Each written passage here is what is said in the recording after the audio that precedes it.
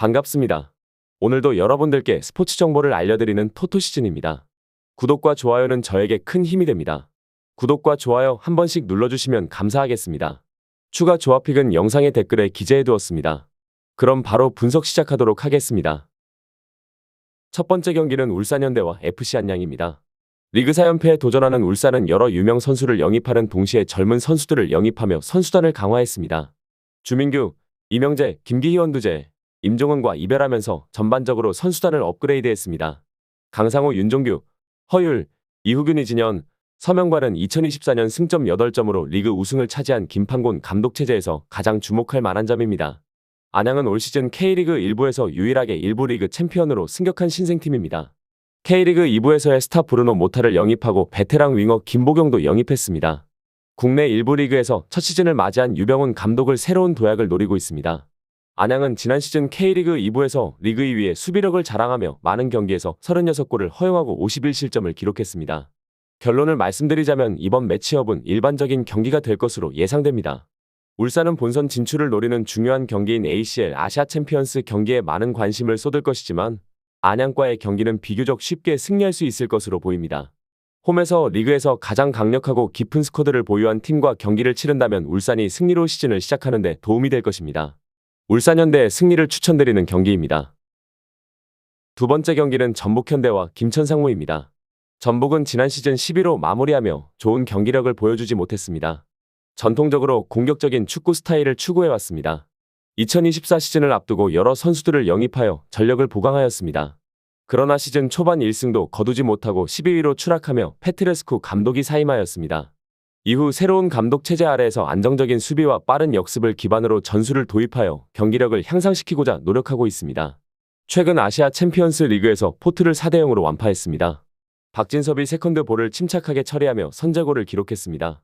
이후 24분과 55분에 콤파뇨가 각각 헤더로 추가골을 넣었으며 78분에 이승수가 박스 근처에서 정확한 슈팅으로 쐐기골을 넣었습니다. 총 4골을 기록하며 강력한 공격력을 선보였습니다. 특히 콤파뇨는 데뷔전에서 멀티골을 기록했고 수비 자원은 포트의 공격을 효과적으로 차단하며 무실점을 기록하였습니다. 김천상무는 지난 시즌에서 2위로 정규리그를 마쳤습니다.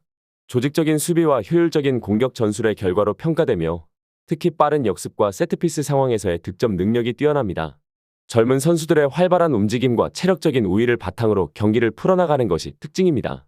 마지막 경기로는 지난해 FC서울과의 경기로 1대3으로 패배했습니다. 초반부터 적극적인 압박과 빠른 역습을 시도했으나 상대팀의 수비에 막혀 득점에 어려움을 겪었습니다. 후반 들어 공격의 활로를 찾기 위해 선수 교체와 전술 변화를 시도하였으나 상대의 조직적인 수비와 역습에 의해 추가 실점을 허용했습니다. 역습 상황에서 몇 차례 기회를 만들었으나 마무리에서 정확성 부족으로 득점까지 연결하지는 못했습니다. 수비 자원은 빠른 공격 전개에 대응하는 데 어려움을 겪었으며 특히 측면 수비가 다소 취약한 부분을 보여주었습니다. 결론을 말씀드리자면 전북은 홈 경기에 이점을 살려 공격적인 플레이를 펼칠 것으로 예상됩니다. 포에트 감독의 지휘 아래 새로운 공격 조합이 시도될 것으로 보이며 최전방 듀오가 상대 수비를 압박할 것입니다. 중원에서는 경기를 조율하며 측면 공격을 활발하게 시도할 것으로 보입니다. 김천은 조직적인 수비를 기반으로 전북의 공격을 저지하고 역습으로 득점을 노릴 것으로 예측됩니다. 젊은 선수들의 활발한 움직임과 체력을 바탕으로 전북의 중원을 압박하며 세트피스 상황에서의 기회를 최대한 활용할 것으로 보입니다. 전북이 새로운 전략으로 공격 자원을 앞세워 경기를 주도할 것으로 보입니다. 그러나 김천의 수비와 역습 능력을 감안할 때 경기를 쉽게 풀어가지는 못할 것입니다. 전북의 새로운 공격 조합이 아직 완벽히 호흡을 맞추지 못한 단계이므로 득점 기회는 제한적일 수 있습니다. 따라서 이번 경기는 전북의 근소한 승리 또는 무승부가 예상됩니다. 세 번째 경기는 대구FC와 강원FC입니다. 대구FC는 충남 아산과의 경기에서 승리하며 K리그 1부의 잔류를 확정지었습니다. 박창현 감독은 선수들의 이탈로 인해 선수단 전력의 회복에 나서야 합니다. 루카스 바르셀로스가 일본 도쿠시마로 떠났고 홍철, 고명석, 김영준이 모두 자유계약 선수로 떠났습니다. 브루노 라마스가 두 번째 시즌을 위해 합류했고 정우재는 떠오르는 스타 풀백 황재원과 함께 측면을 책임질 것으로 보입니다. 강원FC는 2024 시즌을 울산에 이어 준우승으로 마무리하였습니다. 젊은 스타 양민혁이 거액을 들여 잉글랜드로 이적했고 풀백 황문기는 군복무를 위해 떠났습니다. 특히 윤정원 감독은 재계약이 합의되지 않아 팀을 떠났습니다. 후임으로 정경호 전 수석 코치가 감독으로 승진했습니다. 홍철, 강윤구, 윤일록, 김민준 등 기존 선수들과 몇몇 외국인 선수 영입도 눈에 띕니다. 결론을 말씀드리자면 정경호를 감독으로 승진시키며 강원은 전술적 정체성을 상당 부분 유지했지만 양민혁의 공백은 분명 느껴질 것입니다. 그럼에도 불구하고 강원은 수준급 대체 선수를 영입하며 리그 상위권으로 도약할 수 있는 발판을 마련했습니다. 특히 이상원을 잔류시킨 것은 큰 호재가 될 것으로 보입니다. 강원FC의 승리를 추천드리는 경기입니다. 추가적인 조합을 원하신다면 구독과 좋아요를 눌러주시면 감사하겠습니다.